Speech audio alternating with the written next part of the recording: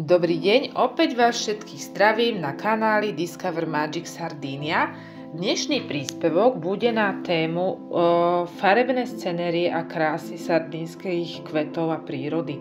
Sardínia je známa hlavne v tomto jarnom období, ešte hlavne v teraz mesiaci máji, takýmito nádhernými oleandrami, ktoré sú na každom kroku, lemujú mnohé cesty a chodníky. Toto je napríklad záber z Algera. A dnes som sa rozhodla vám sprístupniť pár záberov, ktoré sú robené z okolia mesta Algera z rôznych pláží. Toto je napríklad vstup na pláž Mugoni, ktorá je asi 15 km od Algera, ktoré sme sa venovali v minulom príspevku. Tieto krásne kvety vám robia spoločnosť aj na samotnej pláži v rámci kríkov a vyrastajú aj priamo z piesku, ako môžete vidieť aj tu. A samozrejme neodmysliteľnou súčasťou prímorskej atmosféry sú nádherné palmy a palmové scenérie. Táto scenéria je z mestečka Porto Torres, ktoré je od Algera vzdialené asi 30 km smerom na sever. Jednou zo súčastí stredomorskej prírody sú aj kaktusy, veľké kaktusy, ktoré sú vyššie, dosahujú výšku aj 3-4 metre, ktoré lemujú mnohé cesty alebo sa nachádzajú uprostred dedín. Toto je záber z dedinky, ktorá sa nachádza od Algera asi 15 kilometrov. Tieto scenérie sú často doplnené aj zaujímavými kamennými útvarmi. Keď budete cestovať po Sardínii autom, zažijete aj úžasné výhľady z ciest, ktoré prechádzajú mnohými kopcovitými pobrežiami. Tuto máte možnosť vidieť náhľad, ako to vyzerá na jar, keď je rozkvitnutá, také okolie takejto cesty pobrežnej. Vidíte tam naozaj zaujímavé útvary, skalnaté, obsypané kvetmi, väčšinou teda žltými a fialovými a potom aj červenými. To sú také najčastejšie farby, ktoré sa vyskytujú v tomto jarno-letnom období. No a samozrejme môžete potom urobiť aj takéto krásne fotky s pozadím morským, zakvitnutá vlastne časť tej skalnatej oblasti. Tuto už zase sme naspäť na pláži Mugoni, ktorá, ako vidíte, tu má tie veľmi pekné fialové drobné kvietky, ktoré vyrastajú v týchto suchých podmienkach, dá sa povedať, z toho samotného piesku, takže sú to také suchomilné druhy. Niektorí asi poznáte, o aký druh ide. No a priamo v Algere na konci mesta sa nachádza tá slávna pláž Maria Pia, ktorej sme sa venovali v minulom príspevku, a tam, keď budete odchádzať z tej pláže, tak tam bol taký krásny záhon žltých kvetov. Toto je už príchod na pláž. Vidíte tú azorovú krásnu vodu, takže proste tá konkurencia je obrovská medzi tými farbami mora a tými farbami tých kvetov. Tuto je už napríklad pohľad z Algera priamo na mys Capo Cacha v zátiši tých nádherných paliem z promenády. A tuto už sa postupne nám zmráka, začína dochádzať k západu slnka a dá sa pekne posedieť v rôznych baroch priamo na líde, na promenáde Algera. A tuto už máme nádhernú scenériu západu slnka, práve keď slnečko sa nám schovalo za mys Capo Cacha, ktorý plánujem vám pripraviť naň prezentáciu. Do ďalší príspevok bude venovaný tomuto útesu zaujímavému. A toto, čo vidíte, to je slávna mimóza. Je to respektíve akácia, ktorá kvitne tiež v tomto období. Tuto už sme sa dostali do oblasti, ktorá sa nazýva Portoferro a prírodná rezervácia, ktorá sa nachádza v jeho okolí, chodník. Tam veľmi často môžete natrafiť hlavne v tomto období na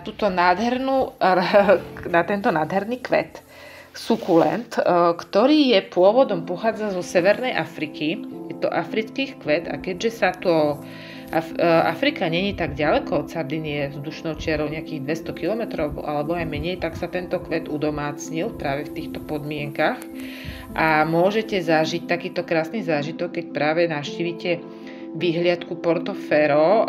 Pláž Portoferro budete vidieť v diaľke. Myslím, že jedno video z úvodných som natáčala práve z tohto miesta. A tieto kvety sú v skutočnosti veľkosti asi ako vaša ľudská dlaň, takže naozaj sú veľké, majú také duté tie listy, proste je to sukulent a sú obsiaté, keď to vlastne rozkvitne, tak sú takéto celé koberce, tu vidíte vzadu, tu má tu pláž Portofero.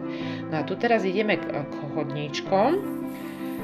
Pomedzi tie krásne zakvitnuté koberce kvetov dole sú útesy, ktoré vlastne potom padajú do mora v strmosti a niekoľko, možno aj 5 aj 10 metrov do hĺbky tohto mora na hladinu. A tu vidíte, jak vlastne na jar, jak vlastne tie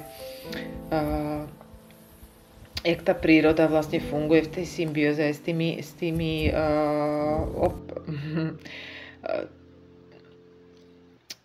ostatnými zvieratami. Tuto vidíte napríklad detail. Ten koberec kvetov je veľmi, veľmi zaujímavý z toho titulu, že je to taká kombinácia kvetov, ktorá úplne nie je bežná u nás, hej. Tuto napríklad môžete vidieť, ako to vyzerá, keď prechádzate pozdĺž po takej, dá sa povedať, ceste širšej, ktorá je určená aj pre tých, ktorí sa chcú a rozhodnú prejsť po týchto krásnych miestach na koňoch. Takže sú tu možné prehliadky na koňoch, prechádzky na koňoch v takomto malebnom prostredí, kde si vlastne pripadáte, keď sa pozeráte okolo seba, ako v takom malom raji. Toto už je záber z mysu, z útesov. Toto je z pláže Porticciolo, ktorá sa nachádza medzi Portofero a Mugoni. Má takúto krásnu vežičku. A tuto vidíte ukážky rôznych kvetov, ktoré sa dajú na jar krásne natrhať a dať si do vázy. A takéto krásne kombinácie si môžete vytvoriť bez toho, že by ste museli zájsť do kvetinárstva a investovať do toho peniažky. Toto všetko poskytuje sardínska príroda. Rastú tieto kvety priamo v prírode.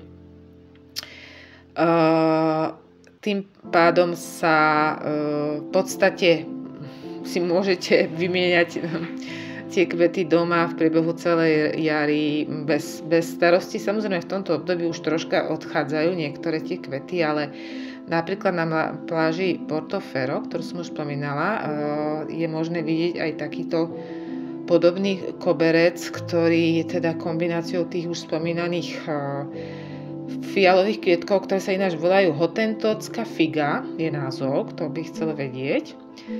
A sú istým spôsobom aj jedlé, akurát nepoznám nikoho osobne, kto by ich vedel pripravovať. Toto je aloe, ktoré je tu veľmi rozšírené, rozkvitnutej verzii. Veľmi si ho často sadia tí, ktorí majú rodinné domy so záhradou veľkou, väčšinou je tu veľká záhrada a sadia si ich pred domom, lebo sú také veľkolepé, dosahujú tiež výšky možno 1,5 až 2 metre.